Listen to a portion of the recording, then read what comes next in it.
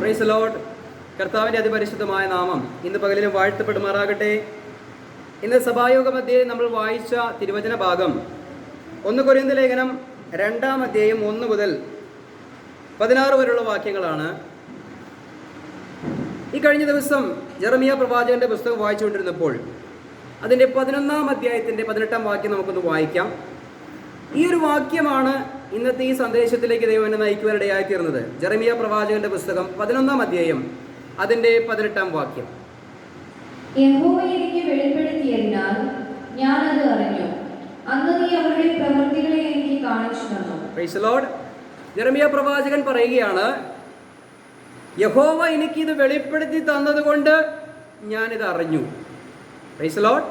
ആ ഒരു വാക്യം എന്നെ ചിന്തിപ്പിക്കുകയും, അപ്പോൾ സ്വർഗീയമായൊരു സത്യം ദൈവം നമ്മെ ഗ്രഹിപ്പിച്ചില്ല എങ്കിൽ, ദൈവത്തിൽ നിന്ന് നമ്മളത് പഠിച്ചില്ല എങ്കിൽ നമുക്കത് ഗ്രഹിക്കുവാൻ സാധിക്കുകയില്ല.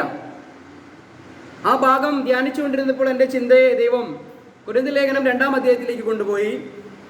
അവിടെ 2-ാം അധ്യായം വായിച്ചപ്പോൾ അതിൻ്റെ 12-ാം വാക്യത്തിൽ പറയുകയാണ്, നാമോ ലോകത്തിൻ്റെ ആത്മാവിനെ അല്ല ദൈവം നമുക്ക് നൽകിയത് അറിവാനായി ദൈവത്തിൽ നിന്നുള്ള ആത്മാവത്രേ പ്രാപിച്ചത്.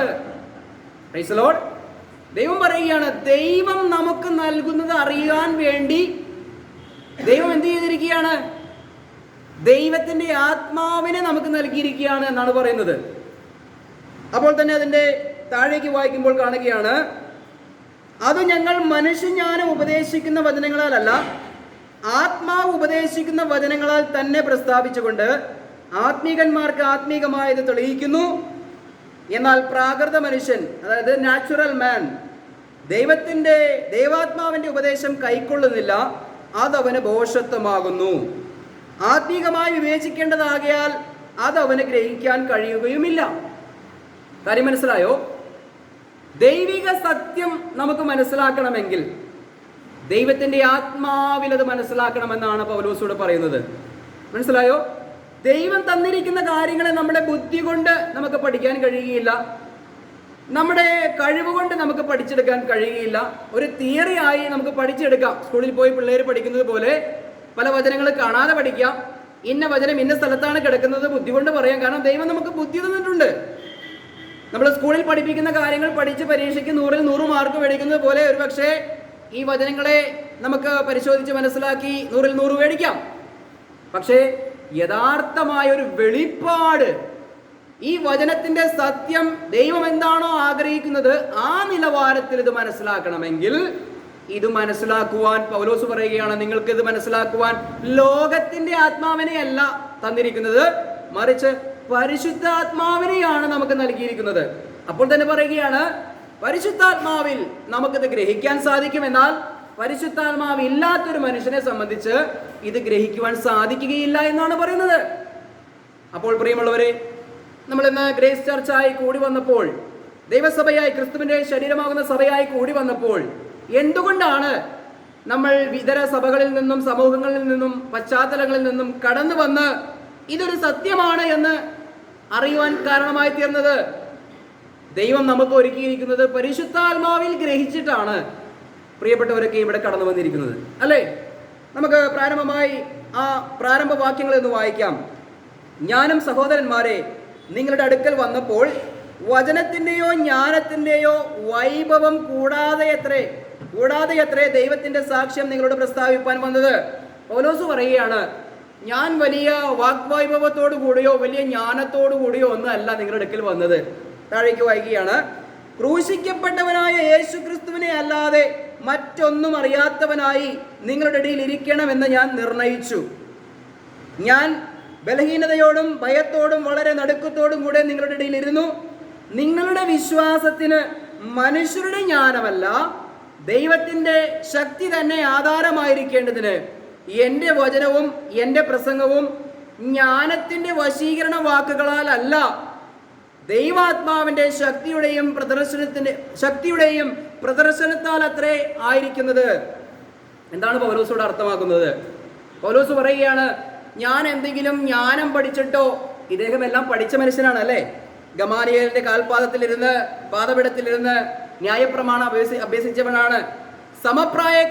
സമപ്രായക്കാരെക്കാൾ കൂടുതൽ ന്യായപ്രമാണ സംബന്ധമായി എരിവുള്ളവനായിരുന്നു പൗലോസ്.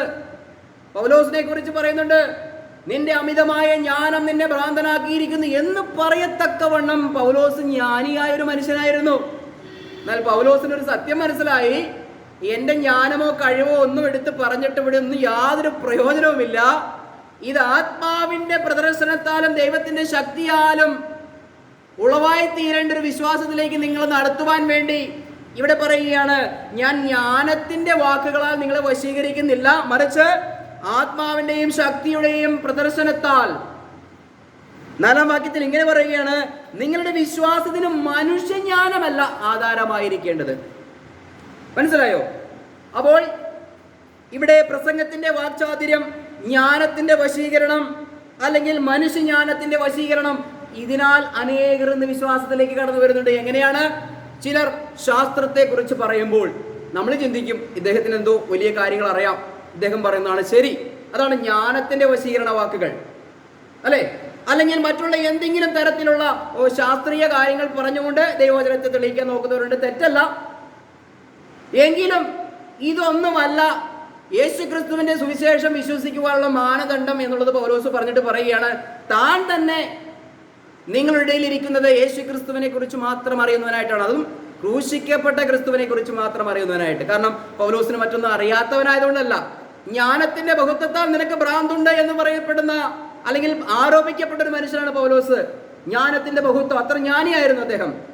പക്ഷേ ആ ജ്ഞാനവാക്യം മാറ്റി വെച്ചുകൊണ്ട് ക്രൂശിക്കപ്പെട്ട ക്രിസ്തുവിനെ തനിക്ക് വെളിപ്പെട്ടപ്പോൾ അത് ഈ ലോകത്തോട് അറിയിക്കുമ്പോൾ വളരെ ഭയത്തോടും വളരെ ഭക്തിയോടും കൂടെ ദൈവസന്നിധിയിൽ ആത്മാവിൽ അത് ശുശ്രൂഷിക്കുകയാണ്. അത്രയേ നമുക്കും ആവശ്യമുള്ളൂ, അല്ലേ? ഞാൻ ശാസ്ത്രീയ കാര്യങ്ങൾ വെച്ച് ദൈവത്തിന്റെ വചനങ്ങളെ തെളിയിക്കുന്നവരോട് എനിക്കിത്രേ പറയാനുള്ളൂ. ഒരു 10 നില ബിൽഡിങ്ങിനെ നമ്മുടെ പേരയ്ക്ക പറിക്കുന്ന തോട്ടി എടുത്തുകൊണ്ട് ചാരി വെച്ചിട്ട് പറയുകയാണ്, ഈ തോട്ടി വെച്ച് ചാരിയത് കൊണ്ടാണ് ഈ 10 നില ബിൽഡിംഗ് ഇവിടെ നിൽക്കുന്നത് എന്ന് പറയുന്നത് പോലെയാണ് ശാസ്ത്രം വെച്ചിട്ട് ദൈവവചനം സത്യമാണ് എന്ന് തെളിയിക്കുന്നവരുടെ അവസ്ഥ. ഒരു ശാസ്ത്രത്തിന്റെ പിൻബലം നമുക്ക് ആവശ്യമില്ല ദൈവവചനം വിശ്വസിക്കുവാൻ. ജ്ഞാനത്തിന്റെ വശീകരണ വാക്കുകൾ നമുക്ക് ആവശ്യമില്ല, മറിച്ച് ദൈവത്തിന്റെ ആത്മാവ് നമ്മളിൽ ഉണ്ടെങ്കിൽ ഇത് മനസ്സിലാക്കുവാൻ മറ്റൊരു ലോകപരമായ മാനദണ്ഡങ്ങളും നമുക്ക് ആവശ്യമില്ല. മനസ്സിലായോ? അതാണ് ഇവിടെ പറയുന്നതിന്റെ രത്നചുരുക്കം. മനസ്സിലായോ? ദൈവം നമുക്ക് നൽകിയിരിക്കുന്നത് അറിയുവാൻ വേണ്ടി ദൈവം നമുക്ക് നൽകിയിരിക്കുന്നത് ദൈവത്തിന്റെ ആത്മാവിനെയാണ്. എങ്ങനെയാണ് ഈ ആത്മാവിനെ നമുക്ക് ലഭിച്ചത്? നമുക്ക് എഫെസ് ലേഖനം 1-ാം അധ്യായം അതിന്റെ 13ഉം 14ഉം വാക്യങ്ങളൊന്ന് വായിക്കാം. നിങ്ങളുടെ രക്ഷയെക്കുറിച്ചുള്ള സുവിശേഷം എന്ന സത്യവചനം നിങ്ങൾ കേൾക്കുകയും അവനെ വിശ്വസിക്കുകയും ചെയ്തിട്ട് തന്റെ സ്വന്തം ജനത്തിന്റെ വീണ്ടെടുപ്പിന് വേണ്ടി തന്റെ മഹത്വത്തിന്റെ പുകഴ്ചയ്ക്കായിട്ട് നമ്മുടെ അവകാശത്തിന്റെ അച്ചാരമായ വാഗ്ദത്തത്തിൽ പരിശുദ്ധാത്മാവിനാൽ മുദ്രയിട്ടിരിക്കുന്നു. യെസ്, ഈ വാക്യങ്ങളുടെ രത്നചുരുക്കം എത്രമേ ഉള്ളൂ. നമ്മുടെ രക്ഷയെ കുറിച്ചുള്ള സുവിശേഷം എന്ന സത്യവചനം കേട്ടു, അത് നമ്മൾ വിശ്വസിച്ചു. വിശ്വസിച്ചപ്പോൾ നമുക്ക് എന്ത് ലഭിച്ചു? പരിശുദ്ധാത്മാവിനെ ലഭിച്ചു. അപ്പോൾ പരിശുദ്ധാത്മാവ് ലഭിച്ചത് എങ്ങനെയാണ്? വിശ്വസിക്കുകയും ജലത്തിൽ സ്നാനപ്പെടുകയും ചെയ്തപ്പോഴാണോ പരിശുദ്ധാത്മാവിന് ലഭിച്ചത്? അങ്ങനെ പരിശുദ്ധാത്മാവിന് ലഭിക്കുന്ന ഒരു സമയം ഉണ്ടായിരുന്നു, അതങ്ങ് രാജ്യത്തിന്റെ സുവിശേഷത്തിൽ. എന്നാൽ രാജ്യത്തിന്റെ സുവിശേഷമല്ല, കൃപയുടെ സുവിശേഷത്തിൽ രക്ഷയ്ക്കുള്ള മാനദണ്ഡം മറ്റൊന്നാണ്. ക്രിസ്തുവിലൂടെ ഇവിടെ പറയുന്നു, രക്ഷയെ കുറിച്ചുള്ള സുവിശേഷം എന്ന സത്യവചനം നിങ്ങൾ കേട്ടിട്ട്. മനസ്സിലായോ? അങ്ങനെ കേട്ട് വിശ്വസിച്ചപ്പോൾ ദൈവത്തിന്റെ ആത്മാവിനാൽ നമ്മെ മുദ്രയിട്ടു എന്നാ പറയുന്നത്. കൊരിന്ത്യർ ലേഖനം 12-ന്റെ 13 പറയുന്നുണ്ട്, ഏകാത്മാവിനാൽ സ്നാനപ്പെടുത്തി ക്രിസ്തുവിന്റെ ശരീരത്തിന്റെ ഭാഗമാക്കി നമ്മെ തീർത്തു. അപ്പോൾ സ്നാനം ഇവിടെ ആവശ്യമാണ്. അത് ജലസ്നാനമല്ല, മറിച്ച് ഒരു സ്നാനം എന്ന് എഫെസ് ലേഖനത്തിൽ പൗലോസ് പറയുമ്പോൾ ആ സ്നാനം ഏത് സ്നാനമാണ്? പരിശുദ്ധാത്മാവിന്റെ സ്നാനം. അപ്പോൾ കൃപയുടെ സുവിശേഷത്തിൽ ഈ സത്യങ്ങൾ മനസ്സിലാക്കുവാൻ വേണ്ടി ദൈവം തന്നിരിക്കുന്ന ആത്മാവിനെ, ആ ആത്മാവ് ലഭിക്കണമെങ്കിൽ നമ്മുടെ രക്ഷയെക്കുറിച്ചുള്ള സത്യസുവിശേഷം കേട്ട് വിശ്വസിക്കുവാനിടയാക്കിയാണ്. വിശ്വസിക്കുന്ന മാത്രയിൽ കർത്താവിന്റെ പരിശുദ്ധാത്മാവിനാൽ നമ്മെ മുദ്രയിടുകയും ആ ആത്മാവിനാൽ, പരിശുദ്ധ ആത്മാവിനാൽ നമ്മെ സ്നാനപ്പെടുത്തി, ആത്മസ്നാനത്താൽ ക്രിസ്തുവിന്റെ ശരീരമാകുന്ന സഭയോട് നമ്മെ ചേർക്കുകയാണ്. ഇങ്ങനെയാണ് നമുക്ക് കാര്യങ്ങൾ, സത്യങ്ങൾ മനസ്സിലാക്കുവാനുള്ള മാനദണ്ഡം ദൈവം വെച്ചിരിക്കുന്നത്. പൗലോസ് പറയുന്ന പോലെ, ജ്ഞാനത്തിന്റെയോ വശീകരണത്തിന്റെയോ വാക്കുകളാൽ ആരും നിങ്ങളെ ചതിക്കരുത്. പണ്ഡിതന്മാർ പറയുന്ന കാര്യങ്ങളൊക്കെ കേട്ടോ, ഇദ്ദേഹം വലിയ അറിവുള്ളവനാണല്ലോ, അല്ലെ? ജ്ഞാനത്തിന്റെ വശീകരണം.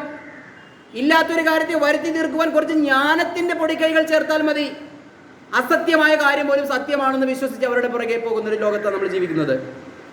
അതുകൊണ്ട് ആരും നിങ്ങളെ ആ വിധത്തിൽ ചതിക്കാതെ ദൈവിക കാര്യങ്ങൾ വെളിപ്പാടിനാൽ മനസ്സിലാക്കുക. ഇന്നത്തെ പ്രസംഗത്തിന്റെ തലക്കെട്ടും അങ്ങനെയാണ്, ദൈവവചനം ആത്മാവിൽ ഗ്രഹിക്കുക. ബുദ്ധി കൊണ്ടല്ല ഗ്രഹിക്കേണ്ടത്. ബുദ്ധി കൊണ്ട് ഗ്രഹിച്ചവരുണ്ട്, അല്ലെ? കർത്താവായ യേശുക്രിസ്തു ജനിച്ചപ്പോൾ, അല്ലെ, വിദ്വാൻമാർ കടന്നു വന്നപ്പോൾ രാജാവിനോട് ചോദിച്ചു, രാജാവേ, എവിടെയാണ് യഹൂദന്മാരുടെ രാജാവ് പിറക്കുന്നത്? പുരോഹിതന്മാരുടെ അടുക്കൽ പോയി ചോദിക്കുകയാണ്, അല്ലേ? അവർ പറഞ്ഞു, അതായത് ക്രിസ്തു ജനിക്കുന്നത് ബെത്ലഹേമിലായിരിക്കും. അവരുടെ ബുദ്ധി കൊണ്ട് അവർക്ക് യേശുക്രിസ്തു ബെത്ലഹേമിൽ ജനിക്കുമെന്നറിയാം. പക്ഷെ ജനിച്ച് കൺമുമ്പിൽ കിടന്നപ്പോൾ ഇദ്ദേഹമാണ് മശിഹ എന്ന് അവർക്ക് മനസ്സിലാക്കാൻ കഴിഞ്ഞില്ല. അതുകൊണ്ടാണ് ബുദ്ധി കൊണ്ട് ഗ്രഹിച്ചാൽ കാര്യങ്ങൾ ഗ്രഹിക്കാം, പക്ഷെ വിശ്വാസമായി പരിണമിക്കുവാനോ അല്ലെങ്കിൽ ദൈവം ആഗ്രഹിക്കുന്ന നിലവാരത്തിലേക്ക് നമ്മൾ നടത്തപ്പെടുവാനോ സാധ്യമല്ല. അതുകൊണ്ടാണ് പറയുന്നത്, ബുദ്ധി കൊണ്ടല്ല, വശീകരണ വാക്കുകൾ കൊണ്ടല്ല, ഈ ലോകത്തിന്റെ ജ്ഞാനം കൊണ്ടല്ല ഇത് ഗ്രഹിക്കേണ്ടത്. പരിശുദ്ധാത്മാവിൽ അത് ഗ്രഹിക്കുമ്പോൾ, ഈ ലോകത്ത് നിലവിലുള്ള സകല ജ്ഞാനങ്ങളും പരിശോധിക്കുമ്പോൾ അത് ആത്മാവിൽ ഗ്രഹിച്ച് അതിന്റെ സത്യങ്ങളെ എടുക്കുവാൻ നമുക്ക് കഴിയണം. അല്ലെങ്കിൽ നമുക്ക് അവിടെ പരാജയം സംഭവിക്കും. അതുകൊണ്ടാണ് ചിലർ ജ്ഞാനവാദത്തിന്റെ പുറകെ പോയിരിക്കുന്നു, അല്ലെങ്കിൽ ചിലര് സയന്റിഫിക്കായി പ്രൂവ് ചെയ്യുന്ന ആളുകളുടെ പുറകെ പോയിരിക്കുന്നു. ഇങ്ങനെ വ്യത്യസ്തമായ നിലകളിൽ ഇവരാണ് പറയുന്നത് ശരി എന്ന് തെറ്റിദ്ധരിക്കപ്പെട്ട് പോവുകയാണ്. പക്ഷേ ഈ ദൈവസഭയ്ക്ക് ദൈവം ഒരു അനുഗ്രഹം നൽകി, ഈ സത്യം ആത്മാവിൽ ഗ്രഹിക്കുവാൻ ഒരു മഹാഭാഗ്യം നൽകിയിരിക്കുകയാണ്. അപ്പോൾ ദൈവത്തിന്റെ രേഖപ്പെടുത്തിയ തിരുവചനത്തിലെ സത്യങ്ങൾ മനസ്സിലാക്കണമെങ്കിൽ പരിശുദ്ധാത്മാവിനെ കൂടാതെ നമുക്ക് കഴിയുകയില്ല. അപ്പോൾ തന്നെ ക്രിസ്തീയ ജീവിതം ഒരു ചുവട് മുന്നോട്ട് നയിക്കണമെങ്കിൽ പരിശുദ്ധാത്മാവില്ലാതെ നമുക്ക് കഴിയുകയില്ല. അവിടെയൊന്നും നമ്മുടെ ബുദ്ധിയോ കഴിവോ മിടുക്കോ വിദ്യാഭ്യാസമോ ഇതൊന്നും നമുക്ക് ചെലവായി പോവുകയില്ല. കാരണം ഇതൊക്കെ ഉള്ളവരുടെ ചില അവസ്ഥകളെ നമുക്ക് വ്യക്തമായിട്ട് അറിയാം, അല്ലേ? അപ്പോൾ ഇതൊന്നുമില്ലാതിരിക്കുമ്പോൾ ഭൗതികമായ വലിയ നിലകളിലൊന്നുമല്ല എങ്കിൽ നമ്മൾ ദൈവത്തിന്റെ ആത്മാവുള്ളത് കൊണ്ട് ഈ സ്വർഗീയ സത്യം അങ്ങ് നിത്യത വരെയുള്ള കാഴ്ചപ്പാട് നമ്മുടെ ഹൃദയത്തിൽ ഈ ബോർഡിൽ ചെയ്തതുപോലെ വരച്ചിട്ടിരിക്കുകയാണ്, അല്ലേ? ഏതുറക്കത്തിൽ എഴുന്നേറ്റ് നോക്കിയാലും നമുക്ക് കണ്ണു തുറക്കുമ്പോൾ തന്നെ ഓർമ്മ വരുന്നത് കർത്താവിനെയാണ്, കർത്താവിന്റെ വരവിനെയാണ്. ഈ സത്യവചനങ്ങളുടെ സന്തോഷമാണ് നമുക്കുണ്ടാകുന്നത്. അങ്ങനെയാണ് നാം ഉണരുന്നതെങ്കിൽ യഥാർത്ഥ ഒരു വിശ്വാസിയായി, ഒരു ദൈവബദലായി നമ്മൾ തീർന്നു എന്നുള്ളതിന്റെ ഒരു ലക്ഷണം കൂടിയാണ്. നമ്മുടെ ഹൃദയം നിറയുന്നതല്ലോ അതിനെ പ്രസ്താവിക്കുന്നത്, അല്ലേ? നമ്മൾ കണ്ണു തുറക്കുമ്പോൾ ആദ്യം നമ്മുടെ ഓർമ്മയിൽ വരുന്ന കാര്യങ്ങൾ എന്താണോ അതാണ് നമ്മുടെ ഹൃദയത്തിൽ നിറഞ്ഞിരിക്കുന്നത്. Price the Lord. ദൈവത്തിന്റെ ആത്മാവിനാൽ കാര്യങ്ങൾ ഗ്രഹിച്ച് മുന്നോട്ട് പോകുവാൻ ദൈവം നമ്മെ സഹായിക്കട്ടെ. സഭാപ്രസംഗി POC ബൈബിളിൽ നിന്ന് ഞാൻ വായിക്കുകയാണ്, 5-ാം അധ്യായത്തിന്റെ 1-ാം വാക്യം. ദേവാലയത്തിലേക്ക് പോകുമ്പോൾ സൂക്ഷ്മതയുള്ളവനായിരിക്കുക, ശ്രദ്ധിച്ചു കേൾക്കാൻ അടുത്തു ചെല്ലുന്നതാണ് വിഡ്ഢിയുടെ ബലിയർപ്പണത്തെക്കാൾ ഉത്തമം. Price the Lord. തങ്ങൾ തിന്മയാണ് പ്രവർത്തിക്കുന്നത് എന്ന് ഭോഷൻ അറിയുന്നില്ല. ഇവിടെ പറയുകയാണ്, പ്രാകൃത മനുഷ്യൻ ഇതൊന്നും തിരിച്ചറിയുന്നില്ല. സഭാപ്രസംഗി 5:1 പറയുകയാണ്, ഞങ്ങൾ തിന്മയാണ് പ്രവർത്തിക്കുന്നതെന്ന് ഭോഷൻ അറിയുന്നില്ല. അപ്പോൾ ശരിയും തെറ്റും ചെയ്യുന്നത് ശരിയാണെന്ന് കരുതിയിട്ടാ പലതും ചെയ്യുന്നത്, അല്ലേ? പക്ഷെ ഈ ഭോഷന്മാർ അല്ലെങ്കിൽ സത്യം ഗ്രഹിക്കാത്തവർ അത് മനസ്സിലാക്കുന്നില്ല. തങ്ങൾ ചെയ്യുന്നത് എന്തോ നല്ല കാര്യമായിട്ട് അവർക്ക് തോന്നുന്നത്.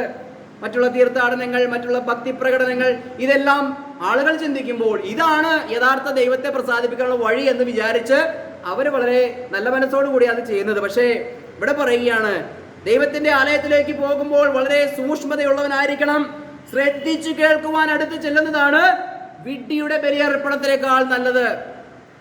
അതാണ് പറഞ്ഞത്. ആത്മാവിൽ ഗ്രഹിക്കാതെ ചെയ്യുന്ന പ്രകടനങ്ങളൊക്കെയും വിഡ്ഢിയുടെ പ്രകടനമായിട്ടാണ് ദൈവത്തിന്റെ വചനത്തിൽ അത് കണക്കാക്കുന്നത്.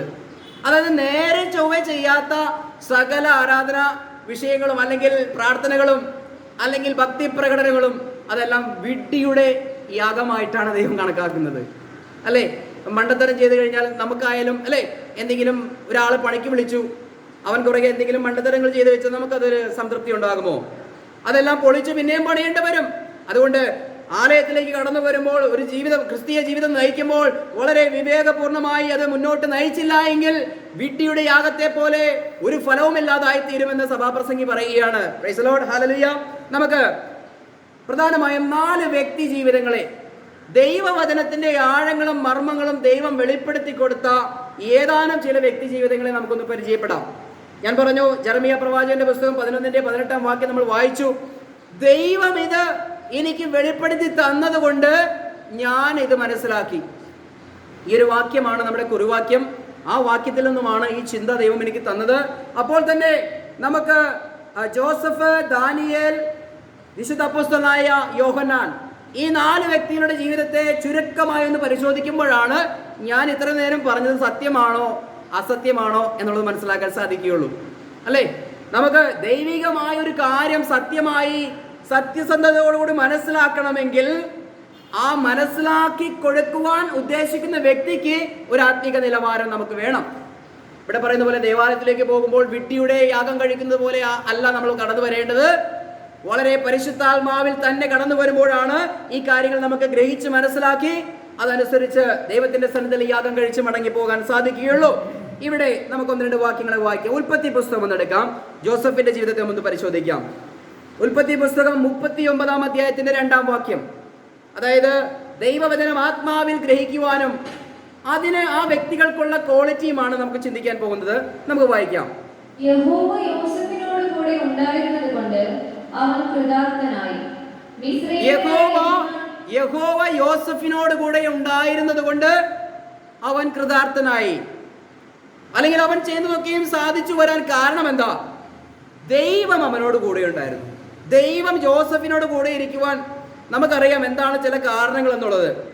ധാർമ്മികമായി വളരെ ഉന്നതനായ ഒരു മനുഷ്യനായിരുന്നു നമ്മുടെ ജോസഫ്, പഴയ നിയമത്തിലെ ജോസഫ്, അല്ലേ? പോത്തിഫറിന്റെ ഭവനത്തിൽ വെച്ചും അനേക കാരാഗൃഹത്തിന്റെ വാസത്തിന്റെ ആ മധ്യത്തിലും ജോസഫ് തന്റെ വിശ്വസ്തത തെളിയിച്ചു. സഹോദരന്മാരുടെ മധ്യത്തിൽ, പിതാവിന്റെ സന്നിധിയിൽ എല്ലാം അവൻ വിശ്വസ്തനായിരുന്നു. അപ്പോൾ തന്നെ എന്തെങ്കിലും കുറ്റങ്ങളും കുറവുകളും ഒക്കെ ഉണ്ടെങ്കിൽ നേരെ അപ്പന്റെ അടുത്ത് പോയി പറയുന്നൊരു സ്വഭാവവും ജോസഫിനുണ്ടായിരുന്നു.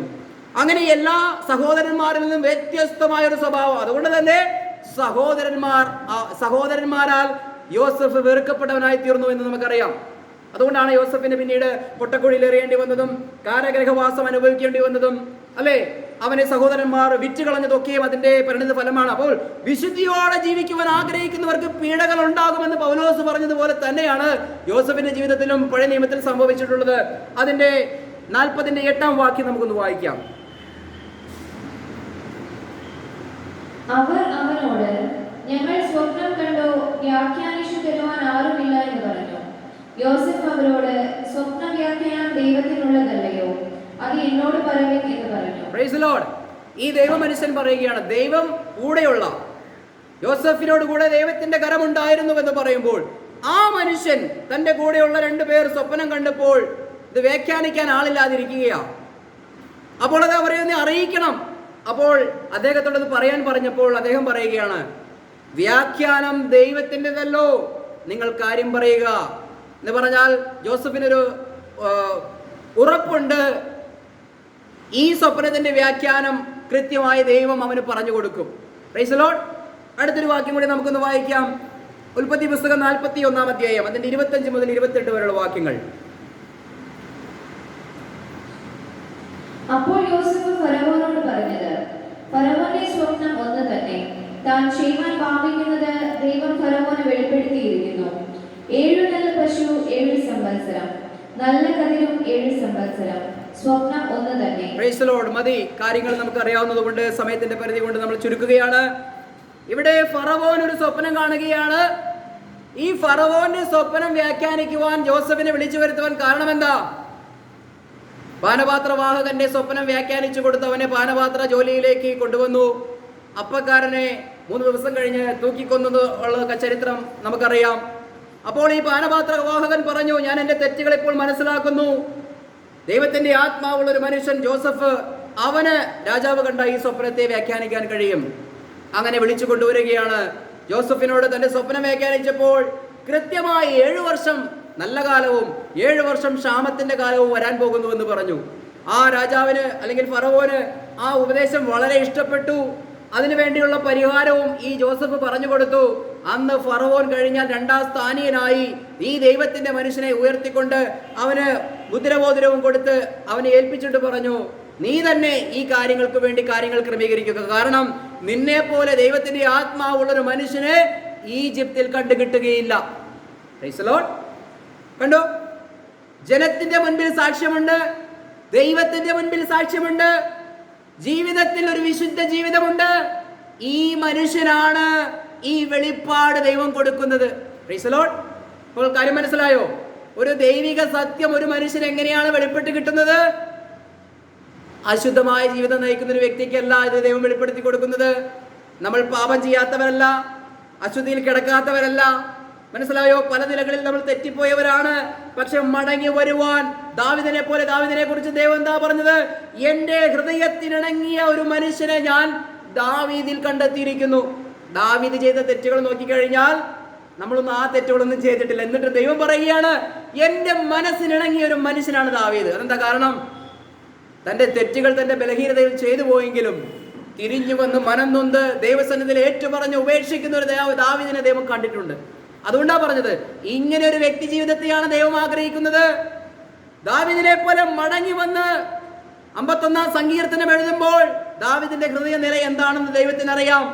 അതുകൊണ്ടാണ് ദൈവം പറഞ്ഞത്, എന്റെ ഹൃദയത്തിനിണങ്ങിയ ഒരു മനുഷ്യനെ ദാവീദിൽ ഞാൻ കണ്ടെത്തിയിരിക്കുന്നു. അപ്പോൾ ദൈവത്തിന്റെ മുൻപിൽ തെറ്റുകാരല്ലാത്തവരല്ല നമ്മൾ. പക്ഷേ ആ തെറ്റ് തിരുത്തി ദൈവത്തോട് ചേർന്നിരിക്കുന്നുവെങ്കിൽ ദൈവത്തിന്റെ കരം നമ്മുടെ കൂടെ ഉണ്ടാകും. ഭാവിയിൽ സംഭവിക്കാനുള്ള കാര്യങ്ങളെ ദൈവം നമ്മെ അറിയിക്കുന്നു. മനസ്സിലായി? ഇപ്പോൾ ജോസഫിനെ അറിയിച്ചതുപോലെ 7 വർഷം ഇവിടെ സമ്പൽ സമൃദ്ധമായ കാലം, 7 വർഷം ഇതാ കഷ്ടതയുടെ കാലം വരുന്നു എന്നുള്ളത് നമുക്ക് മനസ്സിലാക്കാൻ സാധിക്കുന്നുണ്ട്. അപ്പോൾ തന്നെ 41-ന്റെ 38-39 വാക്യങ്ങൾ കൂടി നമുക്കൊന്ന് വായിക്കാം. ഫറവോൻ തന്റെ ഭൃത്യന്മാരോട്, ദൈവാത്മാവുള്ള ഈ മനുഷ്യനെ പോലെ ഒരുത്തനെ കണ്ടുകിട്ടുമോ എന്ന് പറഞ്ഞു. Price the Lord. ഫറവോൻ ചോദിക്കുകയാണ്, ദൈവാത്മാവുള്ള ഇതുപോലൊരു മനുഷ്യനെ ഈ ഈജിപ്തിൽ കണ്ടെത്തുമോ എന്ന് പറഞ്ഞാൽ, ഈജിപ്തിലെ മന്ത്രവാദികൾ സകലവിധ മന്ത്രവാദങ്ങളും പൈശാചിക ശക്തികൾ കൊണ്ട് അടയാളങ്ങളും അത്ഭുതങ്ങളും വേണമെങ്കിൽ രക്തത്തെ വെള്ളമാക്കുവാനും വെള്ളത്തെ രക്തമാക്കുവാനും എന്ന് വേണ്ട സകല അത്ഭുത അടയാളം ചെയ്യാൻ കഴിവുള്ള അവരൊക്കെയും അവിടെ ഉണ്ടായപ്പോൾ ഈ സ്വപ്നം വ്യാഖ്യാനിക്കാനൊന്നും ഇവർക്കൊണ്ടൊക്കെ സാധിച്ചില്ല. എന്നാൽ ദൈവത്തിന്റെ ആത്മാവുള്ളൊരു മനുഷ്യൻ ഈ സത്യങ്ങളെ സത്യം പോലെ വ്യാഖ്യാനിച്ചു കൊടുത്തപ്പോൾ, ദൈവത്തിന്റെ ആത്മാവുള്ള നിന്നെ പോലൊരു മനുഷ്യനെ കണ്ടുകിട്ടുകയില്ല എന്ന് ഫറവോൻ പോലെ സമ്മതിച്ചു. പിന്നീടാണ് ജോസഫിനെ അറിയാത്തൊരു ഫറവോന്മാർ വന്ന് ഇസ്രായേലിനെ പീഡിപ്പിച്ചതെന്ന് നമുക്കറിയാം. അപ്പോൾ ജോസഫിന്റെ ജീവിതത്തെ ഇന്ന് ദൈവത്തിന്റെ ആത്മാവ് നമ്മുടെ മുൻപിൽ വരച്ചു കാണിക്കുകയാണ്. സ്വർഗീയ സത്യങ്ങളെ, മറഞ്ഞു കിടക്കുന്ന സ്വർഗീയ സത്യങ്ങളെ വെളിപ്പാടിനാൽ ദൈവത്തിന്റെ ആത്മാവിനാൽ ഗ്രഹിച്ചപ്പോൾ അവന്റെ നിലമാറി, ആ ദേശത്തിന്റെ നിലമാറി, ആ ജനത്തിൽ ലോകം മുഴുവനുമുള്ള ഒരു പ്രശ്നത്തിനൊരു പരിഹാരമായി ഈ ഒരു മനുഷ്യനെ ദൈവം മാറ്റി. ജോസഫിനെ അവസാനം തള്ളിപ്പറഞ്ഞ സഹോദരന്മാരുടെ മുൻപിൽ പോലും ദൈവം അവനെ മാനിക്കുവാനിടയായിത്തീർന്നു. ജോസഫിനെ പോലെ അല്ലേ? നമ്മൾ പണ്ട് നാമധേയ സഭകളിലായിരുന്നപ്പോൾ എല്ലാവരും വന്ന് അനുഗ്രഹിച്ചു പറയും, ജോസഫിനെ പോലെ നിന്റെ ദൈവം കണ്ടിരിക്കുകയാണ്, ദൈവം അനുഗ്രഹിക്കുക. എവിടെ? നമ്മുടെ പോക്ക് ജോസഫിന്റെ വാലിൽ കെട്ടാൻ പോലും യോഗ്യതയില്ലാത്ത പോക്ക. എന്നാലും പറയും ജോസഫിനെ മാനിച്ചതുപോലെ നമ്മൾ മാനിക്കുമെന്ന്.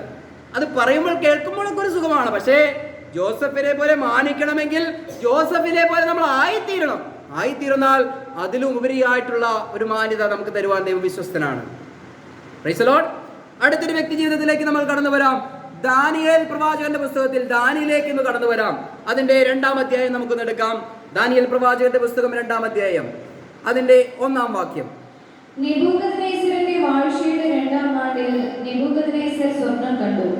അവന്റെ മനസ്സ് വ്യാകുലപ്പെട്ടു, അവന് ഉറക്കമില്ലാതെയായി. Praise the Lord. നെബൂഖദ്നേസർ രാജാവ് ഒരു സ്വപ്നം കാണുകയാണ്. ആ സ്വപ്നത്താൽ അദ്ദേഹത്തിന്റെ സമാധാനം നഷ്ടപ്പെട്ടു. ആ 2-ാം അധ്യായത്തിന്റെ 17 മുതൽ 24 വരെയുള്ള വാക്യങ്ങൾ നമുക്കൊന്ന് വായിക്കാം. നിർത്തി വായിക്കാം. പിന്നെ ദാനിയേൽ വീട്ടിൽ ചെന്നു. താനും കൂട്ടുകാരും ബാബേലിനെ ശേഷം വിദ്വാൻമാരോടുകൂടെ നശിച്ചു പോകാതിരിക്കേണ്ടതിന് ഈ രഹസ്യത്തെ കുറിച്ച് സ്വർഗ്ഗസ്ഥനായ ദൈവത്തിന്റെ കരുണ അപേക്ഷിപ്പാൻ തക്കവണ്ണം കൂട്ടുകാരായ ഹനന്യാവോടും മീശായേലിനോടും അസര്യാവോടും കാര്യം അറിയിച്ചു. Price the Lord. ഇവിടെ ദാനിയേൽ ചെയ്ത ഒരു കാര്യം നോക്കുക. ഈ രാജാവ് സ്വപ്നം കണ്ട് സ്വപ്നം മറന്നുപോയി. ജ്ഞാനികളെയും വിദ്വാൻമാരെയൊക്കെ വിളിച്ചു വരുത്തി, അവർക്കത് പറയാൻ കഴിയുന്നില്ല. ദാനിയേൽ വെറും 18-20 വയസ്സുള്ള ഒരു ബാലനായ മനുഷ്യൻ ഉയർന്നു വരാൻ പോകുന്ന സാമ്രാജ്യ ശക്തികളെ കുറിച്ച് ഈ രാജാവിന് ഒരു അറിയിപ്പ് കൊടുത്തപ്പോൾ ദാനിയേൽ അദ്ദേഹത്തോട് ചോദിച്ചു, ഞങ്ങൾക്കൊരല്പം സമയം വേണം. ജ്ഞാനികളെല്ലാം കൊന്നുകളയാൻ പറഞ്ഞിരിക്കുമ്പോൾ ആണ് ഈ ബാലനായ അല്ലെങ്കിൽ ഒരു യുവാവായ ഒരു മനുഷ്യൻ കടന്നു വന്നിട്ട് സമയം അനുവദിക്കാൻ ചോദിക്കുന്നത്. ആ രാജാവിന്റെ ഹൃദയത്തിൽ ഇവന് സമയം അനുവദിക്കുവാൻ ഒരു അവസരം കിട്ടിക്കൊടുത്തു. അപ്പോൾ തന്നെ തൻ്റെ കൂടെ ഉണ്ടായിരുന്ന ആ ശുശ്രൂഷകന്മാരെ വിളിച്ചു വരുത്തിയിട്ട് പറഞ്ഞു, ഇങ്ങനെ രാജാവ് ഒരു സ്വപ്നം കണ്ടിരിക്കുകയാണ്. നമുക്ക് ഒരുമനപ്പെട്ട് ഈ സത്യം എന്ത്, ഈ സ്വപ്നം എന്ത് എന്നുള്ളത് നമ്മുടെ ദൈവത്തോടൊന്ന് പ്രാർത്ഥിക്കാം, നമുക്ക് ചോദിക്കാം എന്ന് ഈ കൂട്ടുകാരോട് പറഞ്ഞ് പ്രാർത്ഥിക്കുവാൻ കടന്നു പോവുകയാണ്. താഴേക്ക് വായിക്കാം. അങ്ങനെ ആ രഹസ്യം ദാനിയേലിന് രാത്രി ദർശനത്തിൽ വെളിപ്പെട്ടു. അപ്പോൾ തന്നെ ദൈവത്തെ മഹത്വപ്പെടുത്തിക്കൊണ്ട് സ്തുതിച്ചുകൊണ്ട് ദാനിയേൽ പറയുകയാണ്, ദൈവത്തിന്റെ നാമം എന്നുമെന്നേക്കും സ്തുതിക്കപ്പെടുമാറാകട്ടെ. ജ്ഞാനവും ബലവും അവനുള്ളതല്ലോ. അവൻ കാലങ്ങളെയും സമയങ്ങളെയും മാറ്റുന്നു. അവൻ രാജാക്കന്മാരെ നീക്കുകയും രാജാക്കന്മാരെ വാഴിക്കുകയും ചെയ്യുന്നു. അവൻ ജ്ഞാനികൾക്ക് ജ്ഞാനവും വിവേകികൾക്ക് ബുദ്ധിയും കൊടുക്കുന്നു. അവൻ അഗാധവും ഗൂഢവുമായത് വെളിപ്പെടുത്തുന്നു. ദാനിയേല് ആ സത്യം വെളിപ്പെട്ട് കിട്ടിയപ്പോൾ ഇത് വെളിപ്പെടുത്തി തന്ന കർത്താവിന്റെ ക്വാളിറ്റികളെ കുറിച്ച് പറയുകയാണ്. അവൻ ചിലർക്ക് അധികാരം കൊടുക്കുന്നു, അധികാരത്തിൽ നിന്ന് നീക്കുന്നു. ഇപ്പോൾ അവസാനം വായിച്ചു നിർത്തിയത് എവിടെയാണ്? അഗാധവും നിഗൂഢവുമായത് വെളിപ്പെടുത്തുന്നു. ആരാണ് ഈ അഗാധവും നിഗൂഢവുമായത് വെളിപ്പെടുത്തുന്നത്? സ്വർഗത്തിലെ ദൈവം തന്റെ ദാസന്മാർക്ക് അത് വെളിപ്പെടുത്തി കൊടുക്കുകയാണ്. 4 ബാലന്മാർ ഒരുമനപ്പെട്ടിരുന്ന് പ്രാർത്ഥിച്ചപ്പോൾ ഇതിന്റെ സത്യം എന്ത് ഒന്ന് ഓർത്തു നോക്കണം. ഒരുവൻ കണ്ട സ്വപ്നം, പ്രിൻസ് ബ്രദർ ഒരു സ്വപ്നം കണ്ടു, അത് മറന്നുപോയി. അത് എന്താണെന്നും ആ കണ്ട സ്വപ്നം എന്തെന്നും അതിന്റെ അർത്ഥം എന്തെന്നും പിറ്റേ ദിവസം രാവിലെ പ്രിൻസ് ബ്രദർ ഇങ്ങനെ ഒരു സ്വപ്നം കണ്ടില്ലേ, ഇന്നത് പോലെയല്ലേ കണ്ടത്, അതിന്റെ അർത്ഥം ഇന്നതാണ് കേട്ടോ എന്ന് പറഞ്ഞാൽ പ്രിൻസ് ബ്രദർ എന്ത് ചെയ്യും? അവിടെ പ്രിൻസ് ബ്രദർ ചിലപ്പോൾ ബോധം കെട്ട് വീഴും. കാരണം ഇതെങ്ങനെ സംഭവിച്ചു? അപ്പോൾ ഇത് വെളിപ്പെടുത്തി കൊടുക്കുന്നത് സ്വർഗത്തിലെ ദൈവമാണ്.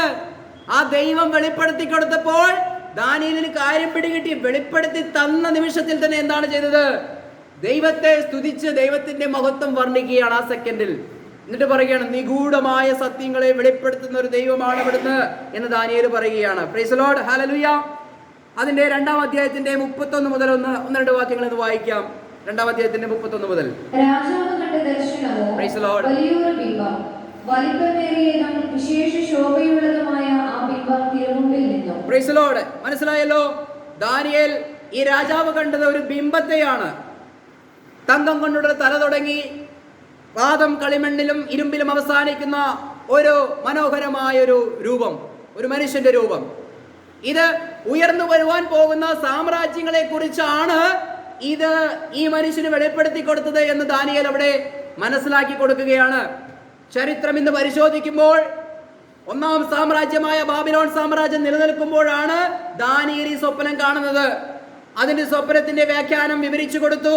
അതിനുശേഷം ദാനിയേലിന്റെ കാലത്തിന് ശേഷം ഈ ബാബേൽ സാമ്രാജ്യം മാറി, മേദ്യ പേർഷ്യ സാമ്രാജ്യം വന്നു. അതിനുശേഷം ഗ്രീക്ക് സാമ്രാജ്യം വന്നു. അതിനുശേഷം റോമൻ സാമ്രാജ്യം ഈ ലോകത്തെ ഭരിച്ചു. കൃത്യമായി ദാനിയേൽ പറഞ്ഞതുപോലെ തന്നെ സംഭവിച്ചു. ചരിത്രത്തിൽ ഇത് നടന്നു കഴിഞ്ഞപ്പോൾ ദാനിയേൽ ഇതെല്ലാം കഴിഞ്ഞിട്ടാണ് എഴുതിയത് എന്ന് പോലും ഇന്ന് ലോകത്തിലെ പണ്ഡിതന്മാർ പറഞ്ഞുകൊണ്ടിരിക്കുകയാണ്. പക്ഷേ കർത്താവായ യേശു ക്രിസ്തു പറഞ്ഞു, ദാനിയേൽ പ്രവാചകൻ പറഞ്ഞതുപോലെ എന്ന് പറഞ്ഞാൽ എന്താ അർത്ഥം? ദാനിയേൽ ഒരു പ്രവാചകനാണെന്നും അദ്ദേഹം പ്രവചിച്ചിട്ടുണ്ടെന്നുമാണ് യേശു ക്രിസ്തുവിടെ സാക്ഷിച്ചത്. കാരണം ഇതിനെ എതിർക്കുന്നവർക്ക് വിശ്വസിക്കാൻ കഴിയുന്നില്ല. ഈ ലോക ചരിത്രം മുഴുവനും ബൈബിളിലുണ്ട് എന്ന് പറയുമ്പോൾ ആളുകൾക്ക് വിശ്വസിക്കാൻ ഒരു മടി. അതുകൊണ്ട് പറഞ്ഞു, ദാനിയേൽ ഇതെല്ലാം ചരിത്രം കഴിഞ്ഞിട്ടാണ് എഴുതിയത്. ചരിത്രം കഴിഞ്ഞാൽ പിന്നെ എഴുതാൻ പറ്റുമല്ലോ. പക്ഷെ ചരിത്രം തുടങ്ങുന്നതിന് മുൻപ് മുൻകൂട്ടി ദാനിയേലിന് ദൈവം വെളിപ്പെടുത്തി കൊടുത്തു. 4 സാമ്രാജ്യങ്ങളെ കുറിച്ച് വെളിപ്പെടുത്തി കൊടുത്തു. തന്നെയുമല്ല, 7-ാം അധ്യായത്തിലേക്ക് നമുക്കൊന്ന് കടന്നു വരാം. അതിന്റെ 1 മുതലുള്ള വാക്യങ്ങൾ നമുക്കൊന്ന് വായിക്കാമോ? ബാബേൽ രാജാവായ വർഷമായ ബേൽഷസ്സറിന്റെ 1-ാം ആണ്ടിൽ ദാനിയേൽ ഒരു സ്വപ്നം കണ്ടു. Price the Lord. വീണ്ടും ദാനിയേൽ ഒരു സ്വപ്നം കാണുകയാണ്. രത്ന ചുരുക്കമായി ഞാൻ പറഞ്ഞു തരാം. ദാനിയേൽ താഴേക്ക് ഒരു സ്വപ്നം കാണുമ്പോൾ 4 ഘോരം മൃഗങ്ങൾ ഒന്നിനു പുറകെ ഒന്നൊന്നായി എഴുന്നേറ്റ് വരുന്ന കാഴ്ചയാണ് ദാനിയേൽ കണ്ടത്. ഒരു ജാതീയ രാജാവ് ഉയർന്നു വരുന്ന സാമ്രാജ്യത്തെ കുറിച്ച് കണ്ടപ്പോൾ വളരെ വളരെ മനോഹരമായിട്ടുള്ള ഒരു പ്രതിമയായിരുന്നു. പക്ഷേ ഒരു ആത്മീക മനുഷ്യൻ, ദൈവത്തിന്റെ ആത്മാവുള്ള പൈതൽ, ആ ദർശനത്തെ ദൈവം കാണിച്ചു കൊടുത്തപ്പോൾ ഈ ലോകത്ത് ഉയർന്നു വരുവാൻ പോകുന്ന സാമ്രാജ്യങ്ങൾ നോക്കിയപ്പോൾ സിംഹത്തെ പോലെ, കരടിയെ പോലെ, പുള്ളിപ്പുലിയെ പോലെ ഘോരവും ഭയങ്കരമായ മൃഗം എന്ന് പറഞ്ഞാൽ മൃഗസമാനമായ സാമ്രാജ്യങ്ങളാണ് ഈ ലോകത്ത് ഉയർന്നു വരുന്നത് എന്നാണ് ഒരു ദൈവ പൈതലിന്റെ കണ്ണിലൂടെ ഈ ദർശനങ്ങളെ ദൈവം കാണിച്ചു കൊടുത്തപ്പോൾ കാണാൻ കഴിഞ്ഞത് എന്ന് പറഞ്ഞാൽ നമുക്കും കാണാൻ സാധിക്കണം. നമ്മൾ കൊരിന്ത്യർ ലേഖനത്തിൽ വായിച്ചല്ലോ, അവിടെ 2-ാം അധ്യായത്തിന്റെ 6-ാം വാക്യത്തിൽ ഒരു കാര്യമുണ്ട്. ഞാനത് POC ബൈബിളിൽ നിന്ന് വായിക്കാം. 2:6. എന്നാൽ പക്വമതികളോട് ഞങ്ങൾ വിജ്ഞാനം പ്രസംഗിക്കുന്നു, പക്ഷേ ലൗകിക വിജ്ഞാനമല്ല, ഈ ലോകത്തിന്റെ നാശോന്മുഖരായ അധികാരികളുടെ വിജ്ഞാനവുമല്ല. ഈ ലോകത്തിന്റെ അധികാരികളെ കുറിച്ച് പൗലോസ് എന്താ പറഞ്ഞത്? ഈ ലോകത്തിന്റെ നാശോന്മുഖരായ നേതാക്കന്മാരുടെ ഉപദേശം പോലെയല്ല. അപ്പോൾ നമ്മളെ നന്നാക്കാനുള്ള ഉപദേശമല്ല, ഇത് നാശോന്മുഖമായ ഉപദേശമാണ് എന്നുള്ളതാണ് നമുക്ക് കാണാൻ സാധിക്കുന്നത്. ഇന്ന് ലോകത്തിലെ നേതാക്കന്മാർ പോർവിളി കൂട്ടിക്കൊണ്ടിരിക്കുകയാണ്, യുദ്ധത്തിന് വേണ്ടി പക്ഷം ചേരുകയാണ്, ഇസ്രായേലിന് വിരോധമായി കൂടി വന്നിരിക്കുകയാണ്. ലോകത്തിലെ നേതാക്കന്മാർ പറയുന്ന ഉപദേശമല്ല നമ്മൾ രക്ഷിക്കുന്നത്.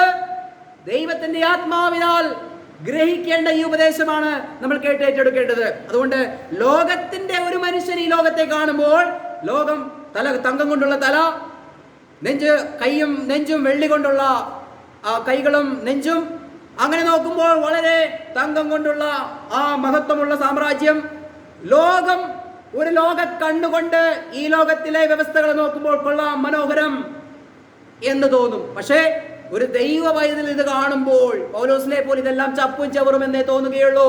ദാനിയേലിന് മനസ്സിലായി, ഇത് വെറും മൃഗങ്ങളെ പോലെയുള്ള, കടിച്ചു കീറുന്ന ചെന്നായ്ക്കളെ പോലെയുള്ള സാമ്രാജ്യ ശക്തികളാണ്. മനസ്സിലായോ? ഒരു ദൈവ പൈതലിന് മാത്രമാണ് ദൈവം അത്തരത്തിൽ ഒരു കാഴ്ചപ്പാട് കൊടുക്കുന്നത്. നമ്മുടെ പ്രിയ തോമസുകൾ പറയാറുണ്ട്, ഒരു മനുഷ്യന് വേണ്ടത് ഏറ്റവും വലിയൊരു കാര്യം വിവേചന ശക്തിയാണ് എന്നുള്ളത്. വിവേചനം എന്ന കൃപാവരമാണ് നമുക്ക് ഏറ്റവും ആവശ്യമെന്ന്. സത്യമാണത്. ഒരു കാര്യം കാണുമ്പോൾ നബൂഖദ്നേസർ കണ്ട മഹത്വമുള്ള ഒരു സാമ്രാജ്യമായിട്ടാണോ കാണേണ്ടത്, അതോ ഇത് വെറും കടിച്ചു കീറുന്ന സിംഹത്തെ പോലെയും ഒരു കരുണയുമില്ലാത്ത മൃഗങ്ങളെ പോലെയുമുള്ള സാമ്രാജ്യമാണോ എന്നുള്ളതാണ് നമ്മൾ മനസ്സിലാക്കേണ്ടത്. അപ്പോൾ തന്നെ ഒരു വ്യക്തി നമ്മെ സമീപിക്കുമ്പോൾ ഇത് നല്ല നാണയമാണോ കള്ള നാണയമാണോ ഇത് വിവേചിക്കാൻ കഴിയില്ല എങ്കിൽ അത് തലവേദനയായി തീരും. ഇങ്ങനെയാണ് പലരും, അല്ലേ? നമ്മളാരും പറ്റിച്ചിട്ടില്ല, പക്ഷെ നമ്മളെ പലരും പറ്റിച്ച് പല നിലകളിൽ ഇവിടെ ഇരിക്കുന്ന പേഴ്സണലായിട്ട് എനിക്ക് പലരും അറിയാം. പലരും നമ്മെ അപഹരിച്ച് നഷ്ടം വരുത്തിയിട്ടുണ്ട്. കാരണം എന്താ? നമ്മൾ ശുദ്ധ ഹൃദയത്തിൽ അത് വിവേചിക്കാതെ പലതും ചെയ്തു കൂട്ടി. പക്ഷേ ആ അങ്ങൾ പറഞ്ഞൊരു കാര്യം എൻ്റെ മനസ്സിൽ ഞാൻ കുറിച്ചിട്ടു. വിവേചനപരം ഒരു മനുഷ്യൻ നമ്മെ സമീപിക്കുമ്പോൾ, അല്ലേ? നമ്മുടെ നാട്ടിലൊരു ചൊല്ലുണ്ട്, കാരണന്മാർ പറയും, വിവേചനപരത്തെ കുറിച്ച് പറയുന്നതാ, കാക്ക കണ്ടറിയും കൊക്ക് കൊണ്ടറിയും.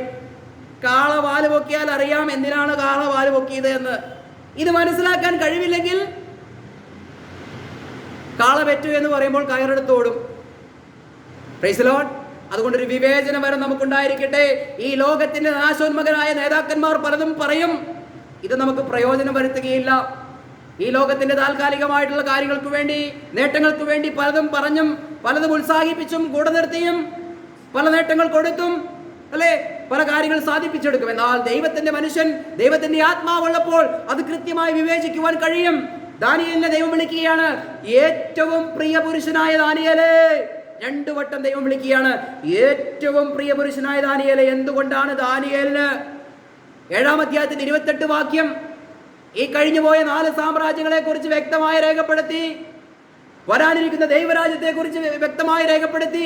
എങ്ങനെ ഈ മനുഷ്യന് ദൈവം ഈ വെളിപ്പാട് കൊടുക്കുവാനിടയായിത്തീർന്നു?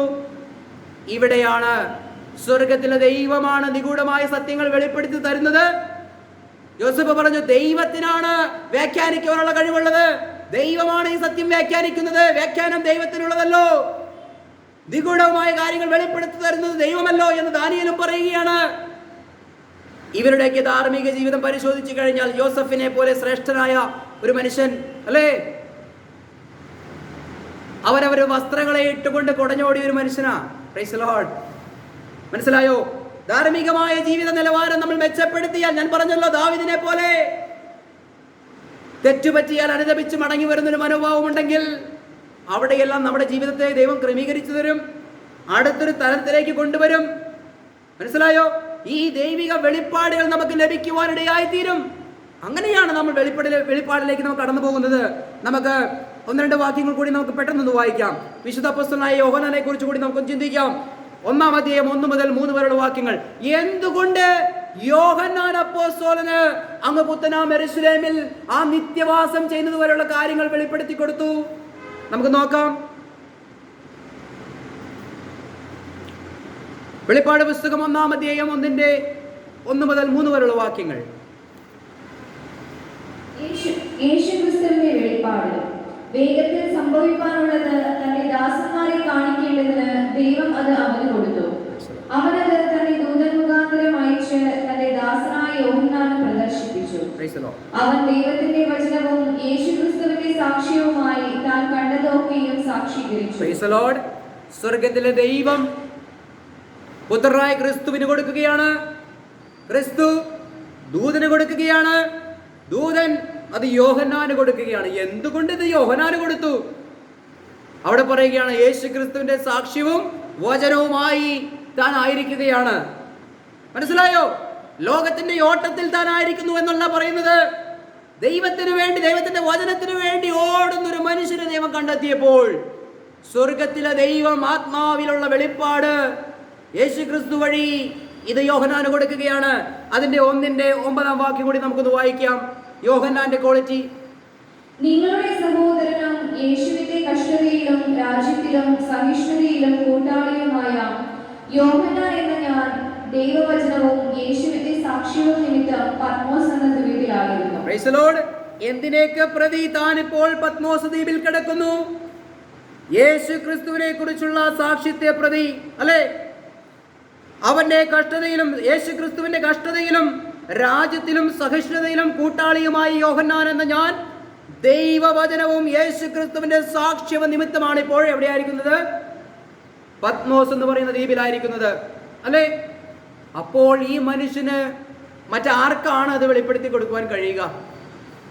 ഈ ലോകപരമായ കാര്യങ്ങളിൽ വ്യാപൃതരായി നടക്കുന്നവർക്കാണോ ദൈവം വെളിപ്പെടുത്തി കൊടുക്കുവാൻ പോകുന്നത്? അവനത് വെളിപ്പെടുത്തി കൊടുത്തിട്ട് എന്ത് കാര്യമുണ്ട്? അവന് ബിസിനസ് നന്നാക്കാൻ പോകണ്ടേ? ലോകപരമായി ഓടണ്ടേ? ഒരാഴ്ച ടൂർ പോകണ്ടേ? അപ്പോൾ ദൈവത്തിന്റെ വെളിപ്പാട് കൊടുത്താൽ എന്ത് ചെയ്യും? 8 മടക്കി പോക്കറ്റിൽ വെക്കുമെന്നല്ലാതെ എന്ത് പ്രയോജനം? അതുകൊണ്ട് ദൈവവചനപ്രകാരം ദൈവത്തിന് വേണ്ടി എരിവോടെ നിൽക്കുന്ന അല്ലേ യോഹന്നാൻ അപ്പോസ്തലനെ പോലെയുള്ള മനുഷ്യൻ തൻ നാട് കടത്തപ്പെട്ടിട്ട് പോലും കർത്താവിന്റെ സാക്ഷ്യവുമായി വചനവുമായി ആത്മാവിൽ ആ മനുഷ്യൻ ഇരിക്കുകയാണ്. അപ്പോഴിതാ മേലാൽ സംഭവിപ്പാനുള്ളത് എന്ന് പറഞ്ഞുകൊണ്ട് സഭയുടെ ചൈത്രയാത്ര തുടങ്ങി, സഭയുടെ റാപ്ചർ തുടങ്ങി, അതിനുശേഷം ഈ ലോകത്തുണ്ടാകുന്ന 3-ാം ലോക മഹായുദ്ധത്തെ തുടങ്ങി, അതിനുശേഷം ഉണ്ടാകുന്ന ഇസ്രായേലിന്റെ ആലയം പണിയെ തുടങ്ങി, അതിനുശേഷം 2 സാക്ഷികൾ വരുന്നതിനെ തുടങ്ങി അല്ലേ? 144,000 പേരെ മുദ്രയിട്ട് ഈ ലോകത്ത് സുവിശേഷം അറിയിക്കുന്ന കാര്യങ്ങളെ തുടങ്ങി. അങ്ങനെ പറഞ്ഞ് എതിർ ക്രിസ്തുവിന്റെ കാര്യങ്ങൾ പറഞ്ഞ്, യേശു ക്രിസ്തുവിന്റെ മഹത്വ പ്രത്യക്ഷതയെ കുറിച്ച് പറഞ്ഞ്, യേശു ക്രിസ്തു ദൈവരാജ്യം സ്ഥാപിക്കുന്നതിനെ കുറിച്ച് പറഞ്ഞ്, അങ്ങ് പുത്തനാം യെരൂശലേമിൽ നാം നിത്യതയിൽ ഒന്നിക്കുന്നതിനെ കുറിച്ച് പോലും പറയുന്ന ഈ യോഹന്നാൻ അപ്പോസ്തലൻ എന്തുകൊണ്ട് അദ്ദേഹത്തിന് ആ വെളിപ്പാട് ലഭിച്ചു? ഉന്നതമായ ഒരു ആത്മീക നിലവാരം, ഉന്നതമായ ഒരു ധാർമ്മിക ജീവിതം, ഉന്നതമായ ഒരു ആത്മീക ജീവിതം ഈ മനുഷ്യർക്കൊക്കെയും ഉണ്ടായത് കൊണ്ടാണ് ഈ സത്യങ്ങൾ അവർക്ക് വെളിപ്പെട്ടത്. യോസഫിനെ കുറിച്ച് നമ്മൾ ചിന്തിച്ചു, ദൈവം കൂടെയിരുന്ന മനുഷ്യൻ. ദാനിയേലിനെ കുറിച്ച് നമ്മൾ ചിന്തിച്ചു, അവൻ ഏറ്റവും പ്രിയപുരുഷനായ ദാനിയേൽ. ഇവിടെ ഇതാ യോഹന്നാൻ അപ്പോസ്തലനെ കുറിച്ച് നമ്മൾ ചിന്തിക്കുകയാണ്. യേശു ക്രിസ്തുവിന്റെ സാക്ഷ്യത്തെക്കുറിച്ചും വചനത്തെക്കുറിച്ചും ആത്മാവിലിരിക്കുന്ന മനുഷ്യനെ ദൈവം വെളിപ്പെടുത്തി കൊടുക്കുകയാണ്. ലോകത്ത് ഇനി സംഭവിക്കാൻ പോകുന്ന കാര്യങ്ങളെ കൊടുക്കുകയാണ്. ഇവരെല്ലാവരും ദൈവത്തോട് ചേർന്ന് നിന്ന് ഒരു ലെവൽ കൂടി മുന്നോട്ട് ആത്മീക ജീവിതം നയിച്ച വ്യക്തികളാണ് എന്നുള്ളത് നമുക്ക് മനസ്സിലാക്കാൻ സാധിക്കും. അപ്പോൾ എങ്ങനെയാണ് ഒരു സത്യം ആത്മാവിൽ ഗ്രഹിക്കുന്നത് എന്ന് എൻ്റെ പ്രിയമുള്ളവർക്ക് മനസ്സിലായോ? ഇങ്ങനെ ഒരു ആത്മീക നിലവാരത്തിലേക്ക് നമ്മൾ വന്നു കഴിയുമ്പോഴാണ് ഇന്നുവരെ കേട്ടുകേൾവിയില്ലാത്ത സത്യവചനങ്ങളുടെ പൊരുളുകളും തിരിച്ചറിയുമ്പോൾ, അല്ലെ, അതാത് കാലങ്ങളിൽ ദൈവത്തിന്റെ ദാസന്മാർ വെളിപ്പെടുത്തിയ സത്യങ്ങളോട് എതിർത്ത് നിന്നവർ അനേകരായിരുന്നു. അല്ലെങ്കിൽ പൗലോസിനെ ഒന്ന് നോക്കാം, സമയമില്ലാത്തത് കൊണ്ടാണ്. ഇദ്ദേഹം വചനത്തോട് തീഷ്ണതയുള്ള മനുഷ്യനായിരുന്നു. താൻ അറിഞ്ഞ സത്യത്തിന് വേണ്ടി കച്ചകെട്ടി ഇറങ്ങിയ മനുഷ്യനായിരുന്നു. ദൈവത്തിന് മനസ്സിലായി, ഇവൻ ഈ സത്യം ഗ്രഹിച്ചു കഴിഞ്ഞാൽ ഈ ലോകത്തെ തകിടം മറിക്കുന്നവനായി തീരും. അത് തന്നെ മറ്റുള്ളവരും പറഞ്ഞു. ഇതാ ഇവിടെയും ലോകത്തെ തകിടം മറിച്ചവർ, കീഴ്മേൽ മറിച്ചവർ ഇവിടെയും വന്നിരിക്കുന്നു. പൗലോസിനെ കുറിച്ച് ലോകത്തിലെ സകല മനുഷ്യരോടും ഈ ലോകത്തിലെ സകല സൃഷ്ടികളോടും സുവിശേഷം പറഞ്ഞിരിക്കുന്നു എന്ന് പറയുന്ന രീതിയിൽ ദൈവം പൗലോസിനെ മാറ്റിയെടുത്തു. എന്തുകൊണ്ടാണ് ഈ ദൈവദാസന്മാർക്ക് ഇത് വെളിപ്പെട്ട് കിട്ടുകയും ഈ ദൈവദാസന്മാരിലൂടെ ഇത് ദൈവം രേഖപ്പെടുത്തി വെച്ചിരിക്കുകയും ചെയ്തത്? എന്തുകൊണ്ടാണ് ഇന്ന് ദൈവസഭ, നാം ആയിരിക്കുന്ന ഈ സഭയ്ക്ക് ഈ സത്യങ്ങൾ വെളിപ്പെട്ട് കിട്ടിയത്? അവിടെയാണ് ദൈവം നമ്മിൽ പ്രസാദിച്ചിട്ടല്ലാതെ, ദൈവത്തിന്റെ സുവിശേഷം വിശ്വസിച്ചിട്ടല്ലാതെ, ദൈവത്തിന്റെ ആത്മാവിനെ പ്രാപിച്ചിട്ടല്ലാതെ ഈ സത്യങ്ങൾ മനസ്സിലാക്കുവാൻ ആർക്കും കഴിയുകയില്ല. അതുകൊണ്ട് ഈ ദൈവസഭയിൽ ദൈവത്തിന്റെ ആത്മാവിന്റെ ഇടപെടൽ ധാരാളമുണ്ട്. ദൈവം നമ്മുടെ കണ്ണുകളെ പ്രകാശിപ്പിച്ചു തന്നിരിക്കുകയാണ്. ഈ ലോകത്ത് വെളിപ്പാട് പുസ്തക വ്യാഖ്യാനത്തെ കുറിച്ച് ഒരു സഭയും പഠിപ്പിക്കാത്ത കാര്യങ്ങൾ ഈ സഭ പഠിപ്പിക്കുന്നു സത്യസന്ധമായി. ഈ സമയത്ത് നമ്മുടെ പ്രിയ ഓമന സഹോദരിയെയും ഓർക്കാതിരിക്കാൻ കഴിയുകയില്ല. തന്റെ ജീവിതത്തിന്റെ അനുഭവത്തിൽ ദൈവം വ്യക്തമായി വർഷങ്ങളിലൂടെ ഏകാഗ്രമായ ഒരു പഠനത്തിലൂടെ ദൈവം വെളിപ്പെടുത്തി കൊടുത്ത ഒരു ചാർട്ടാണ് ഇവിടെ കാണുന്നത്, വെളിപ്പാട് പുസ്തകത്തിലെ ചാർട്ട്. ദൈവം അനുവദിച്ചാൽ ഇതിന്റെ ഒരു വിശദീകരണത്തോടു കൂടെ എന്താണ് വെളിപ്പാട് പുസ്തകം എന്നുള്ളത് ഒരു ക്ലാസ് ആയിട്ട് എടുക്കുവാൻ ആഗ്രഹിക്കുന്നു. പ്രിയ സഹോദരിക്ക് കൊടുത്ത ജ്ഞാനം അത് പ്രിയ ജോസങ്ങളിനോടും ഈ എളിവനോടും പങ്കുവയ്ക്കുവാനിടയായി തീർന്നു. പല കാര്യങ്ങളും നമ്മൾ പഠിച്ചു വന്നപ്പോൾ എത്തും പിടിയും കിട്ടാത്ത ചില കാര്യങ്ങൾ ഈ സഹോദരിയാണ് ഞങ്ങൾക്ക് പറഞ്ഞു തന്നത് എന്ന് പറയുവാൻ ഞങ്ങൾക്കൊരു ലജ്ജയുമില്ല. ഇന്നൊരു സഹോദരി പറയുന്നത് കേൾക്കാൻ വളരെ ബുദ്ധിമുട്ടുള്ള ഒരു ലോകത്ത് നമ്മളായിരിക്കുന്നത്. ഒരു സഹോദരിയല്ലേ, സഹോദരിമാർക്ക് പഠിപ്പിക്കുവാൻ കഴിവുണ്ടോ എന്നൊക്കെയാണ് ചോദിക്കുന്നത്. പ്രിയമുള്ളവരെ, യേശു ക്രിസ്തു മരിച്ചടക്കപ്പെട്ടു ഉയർത്തെഴുന്നേറ്റു എന്ന് പറയുമ്പോൾ കൂടെ നടന്ന 12 ശിഷ്യന്മാര് ഒരുവൻ തൂങ്ങി മരിച്ചു, ബാക്കി 11 പേരും മാളത്തിൽ ഒളിച്ചിരിക്കുമ്പോൾ അതിരാവിലെ സുഗന്ധ തൈലവുമായി കർത്താവിന്റെ കല്ലറയിലേക്ക് പോയത് ഒരു സഹോദരിയാണ് എന്ന് മറക്കരുത്. കർത്താവ് പ്രത്യക്ഷപ്പെട്ട് പറഞ്ഞത്, അവളുടെ ആ സ്നേഹത്തിന് മുൻപിൽ കർത്താവ് വെളിപ്പെടുത്തി കൊടുത്തപ്പോൾ കർത്താവിന്റെ ക്രൂശിന്റെ ആദ്യത്തെ സാക്ഷി ആരാണ്? പത്രോസാണോ അല്ലെങ്കിൽ മറ്റു ശിഷ്യന്മാരാണോ? ഈ സഹോദരിയാണ് കർത്താവിന്റെ സാക്ഷി. നമ്മുടെ പ്രിയ സഹോദരി ഈ വെളിപ്പാട് ദൈവം കൊടുക്കുമ്പോൾ, വെളിപ്പാട് പുസ്തകത്തെ കുറിച്ച് ഈ ലോകത്ത് എവിടെ വേണമെങ്കിലും നോക്കിക്കോ, 6 മുദ്ര പൊട്ടി 6 അധ്യായത്തിൽ 1 മുദ്ര പൊട്ടുമ്പോൾ കടന്നു വരുന്ന എതിർ ക്രിസ്തുവാണെന്ന് എല്ലാവരും പഠിപ്പിക്കുന്നത് പണ്ഡിതന്മാർ മുഴുവനും. എന്നാൽ വ്യത്യസ്തമായ ഈ പറഞ്ഞതുപോലെ ദാനിയേലിലും ജോസഫിലും അല്ലെങ്കിൽ പൗലോസിനും യിരെമ്യാ പ്രവാചകനിലും ഒക്കെ ഉണ്ടായ അതേ ആത്മാവ് ഇന്ന് അങ്ങനെയുള്ള വ്യക്തി ജീവിതങ്ങളെ തെരഞ്ഞു പിടിച്ച് വെളിപ്പാട് കൊടുക്കുമ്പോൾ അത് കേട്ട് മനസ്സിലാക്കുന്ന ദൈവമക്കൾക്കായി ഞാൻ ദൈവത്തെ സ്തുതിക്കുകയാണ്. Praise the Lord. പൗലോസ് പറഞ്ഞതുപോലെ, ജ്ഞാനത്തിന്റെ വശീകരണ വാക്കുകളാൽ നിങ്ങളെ ആരും ചതിക്കരുത്. ഇത് ലോകപരമായി മനസ്സിലാക്കേണ്ട ഒരു കാര്യമല്ല, ദൈവത്തിന്റെ ആത്മാവിനാൽ മനസ്സിലാക്കേണ്ട കാര്യമാണ്. ലോകമനുഷ്യൻ, പ്രാകൃത മനുഷ്യൻ, ഇത് നാച്ചുറൽ ആയിട്ടുള്ള ഒരു മനുഷ്യൻ ഇത് മനസ്സിലാക്കുന്നില്ല. അവനിത് വെറും മോശത്തമായേ തോന്നുകയുള്ളൂ.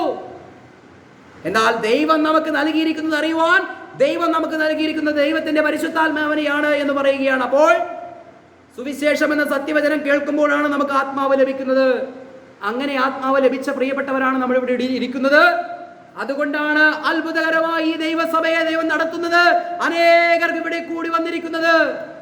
Price the Lord. ഈ തീഷ്ണതയോടുകൂടി, ഈ ദൈവിക വെളിപ്പാടോടുകൂടെ ബുദ്ധിയിലല്ല വചനം പഠിക്കേണ്ടത്, ദൈവത്തിന്റെ ആത്മാവിൽ അത് പഠിക്കുവാനുള്ള സാഹചര്യം വ്യക്തിപരമായി നമ്മൾ ഒരുക്കുമ്പോൾ ദൈവം ഇന്നുവരെ അറിയാത്ത നിഗൂഢമായിരിക്കുന്ന സത്യങ്ങളെ ഇനിയും വെളിപ്പെടുത്തി തന്ന് ഈ ലോകത്തോട് ഈ സത്യം വിളിച്ചു പറയുവാൻ ദൈവം നമ്മെ ശക്തീകരിക്കും. അതിനായി ദൈവം നമ്മെ ഒരുക്കട്ടെ. ഈ വചനങ്ങളാലും ഈ സുവിശേഷ സത്യത്താലും എൻ്റെ പ്രിയപ്പെട്ട കേൾവിക്കാരെ ദൈവം അനുഗ്രഹിക്കട്ടെ. ഇങ്ങനെ വെളിപ്പാട് ലഭിക്കുന്ന ദൈവമക്കളായി തീരുവാൻ, ഈ സുവിശേഷം കേട്ട് വിശ്വസിക്കുന്നവർക്ക് ലഭിക്കുന്ന ആത്മാവിനെ ലഭിക്കുവാൻ ഞാൻ ആത്മാർത്ഥമായിട്ട് പ്രാർത്ഥിച്ചുകൊണ്ട് നിർത്തുന്നു. ചാരത്തും ദൂരത്തുമായി യൂട്യൂബിലൂടെയൊക്കെ ഞങ്ങളെ കേൾക്കുന്ന പ്രിയപ്പെട്ടവരെയും ഞങ്ങൾ ഓർത്ത് ദൈവത്തെ സ്തുതിക്കുന്നു. എല്ലാ പ്രിയപ്പെട്ടവരെയും ദൈവം അനുഗ്രഹിക്കട്ടെ. Praise Lord.